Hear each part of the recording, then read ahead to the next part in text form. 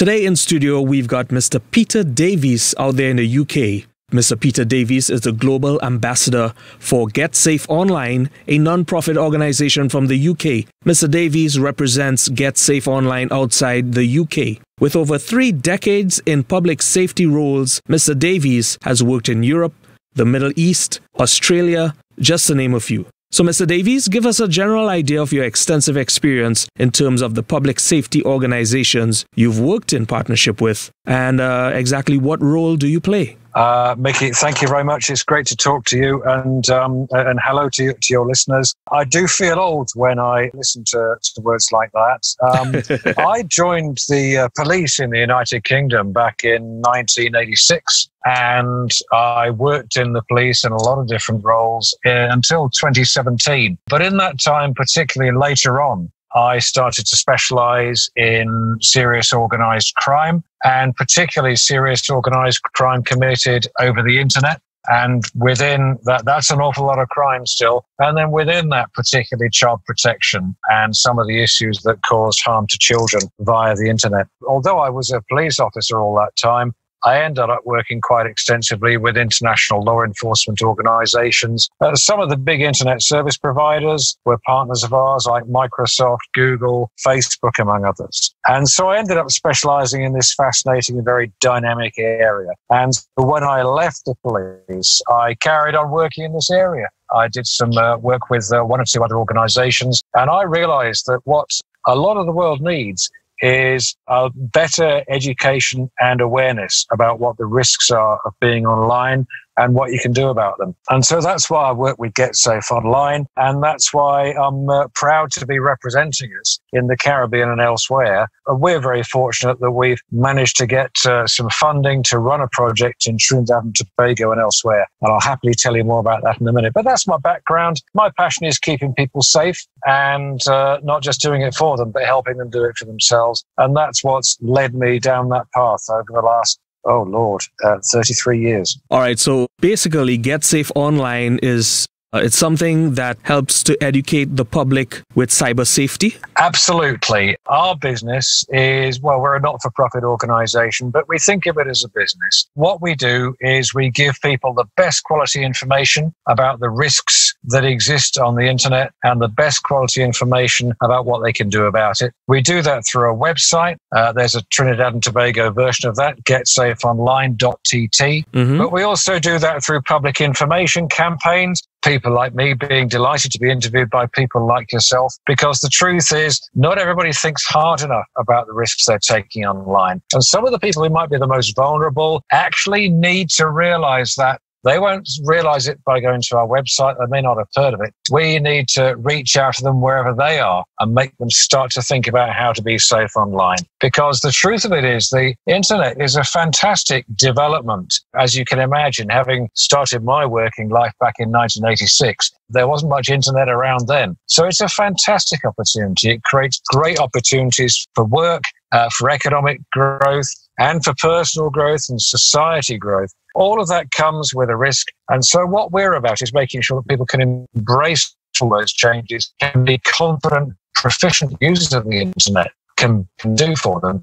but actually can be safe while they're doing it. So that's what we're about. And as I think you can probably pick up, we're really passionate about it. And we believe we can make a difference in how safe people are. That's all I've been about throughout my entire working life. And I'm so pleased to be carrying on doing it now. Of course, in studio, we've got Mr. Peter Davies, the Global Ambassador for Get Safe Online. Now, Mr. Davies, share with me, who do you think are the most vulnerable online and why? Okay, this is really difficult because there are a lot of different ways of dividing up the population. If you look at age, I think the 2 sets of people by age who are most vulnerable, children and young people, and the older generation, maybe 50 plus, 55 plus, trust me, that includes me. But the vulnerability is a little bit different. With children, young people, of course, as we know, they're always experimenting. They're finding out their boundaries. They're taking risks for the first time. They're starting to figure out who they are. And the internet provides massive opportunities to do that. And what we have, I think, in most of our children and young people is not people who are shy of using the internet.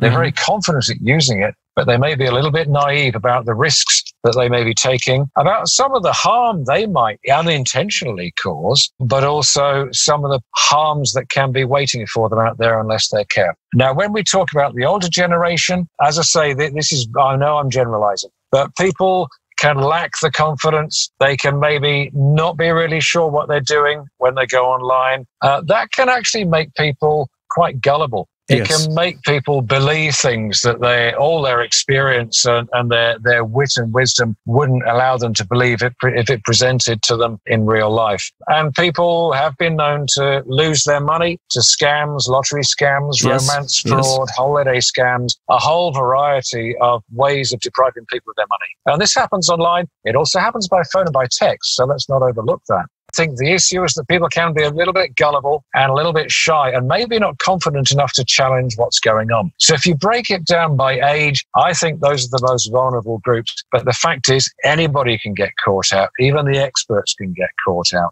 And I think the type of person who is most likely to get caught out is the person who believes things too easily, believes what they're reading, believes the email they are supposed to receive from a bank or from the tax people is definitely from them without doubt. People who are just a little bit too gullible and don't take a second look at what's going on. And I guess you'd expect me to say this, but the third way I'd say is people who are vulnerable are the people who don't know the risks, people who aren't aware how they can come to harm online, and because they don't, they can take loss. So there's three different ways of looking at who's most vulnerable online, but I go back to what I said. We're all at risk. We're all vulnerable. We all need to be on our toes, and we all need to understand how to protect ourselves. Now, this is certainly something that everyone needs to be fully informed about.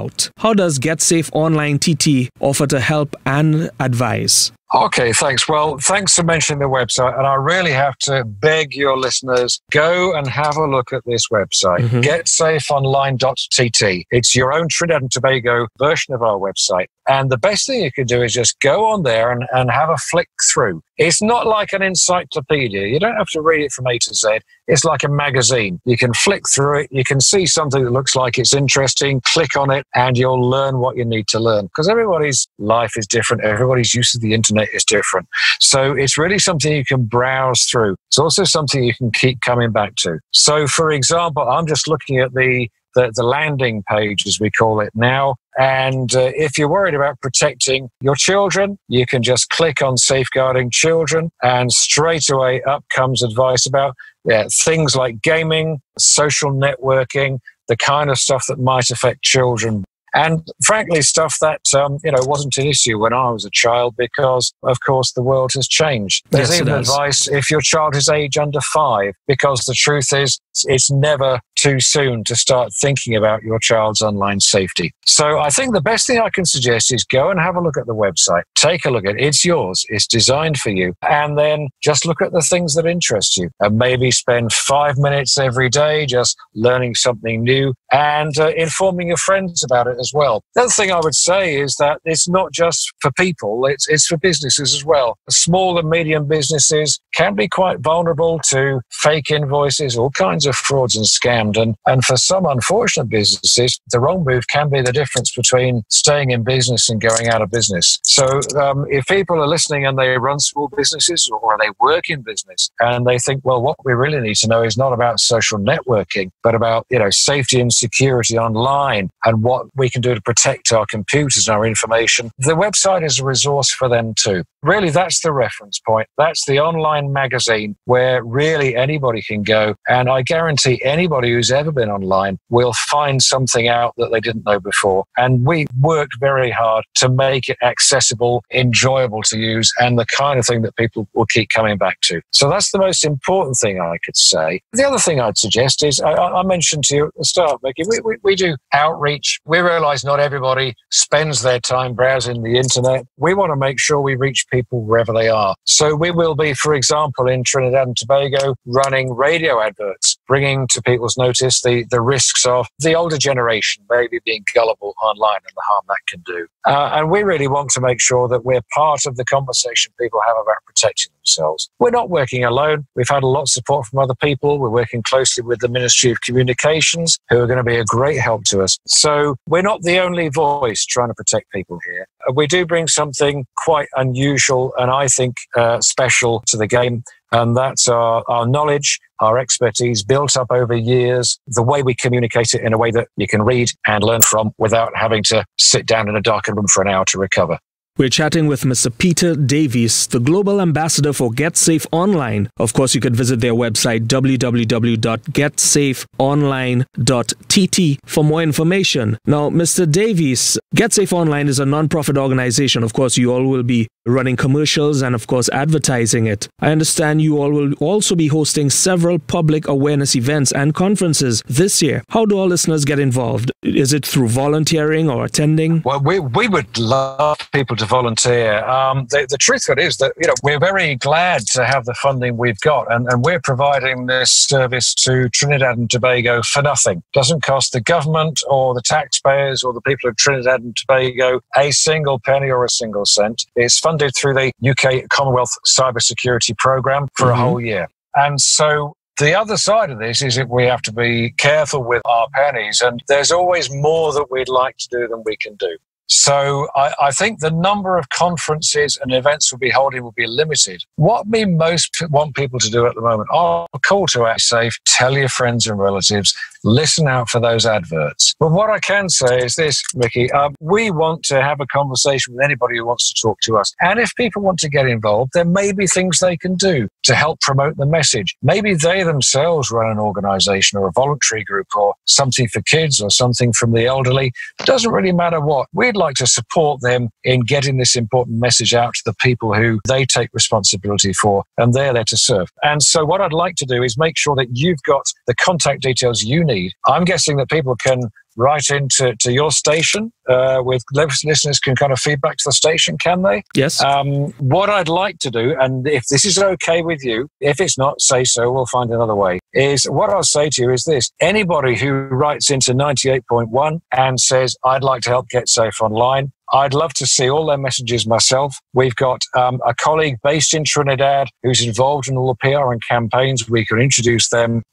I'm not the expert in all the things we could achieve. I know that if you get lots of people together and that voluntary enthusiasm and you get a little bit organized, then you can achieve wonders. So I'd be really interested to hear what appetite is out there among your listeners to help out. And if all they've got to do is write to you and you send it to me, and we'll get back in touch with them. And as I say, the first part of our plan is the radio adverts. There'll be more to follow throughout the year. So we'd like people to keep thinking about us, keep coming back to our website and watch out for news. The other way that people can keep in touch with us is through, we have a Facebook and an Instagram page. So if people go and Google GetSafe Online Caribbean through the Facebook network, they will find us. So again, it's not just about going to our website, important though that is. What people can also do is go to Facebook. And if they go to Facebook and look up GetSafe Online Commonwealth, I'll repeat that, GetSafe Online Commonwealth, and then they can become our friends on Facebook.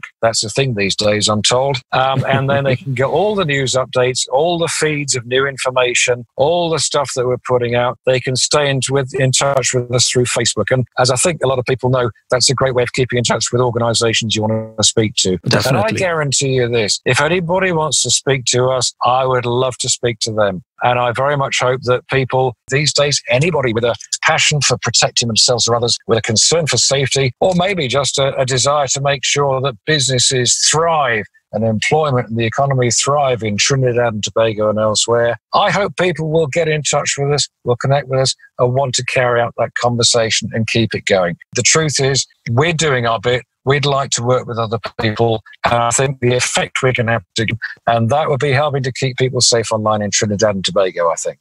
All right. Could you share with us the Facebook social media handle once more? Yeah, absolutely. Delighted to. It's on Facebook, and it's GetSafe Online Commonwealth. And the website for Trinidad and Tobago is getsafeonline.tt.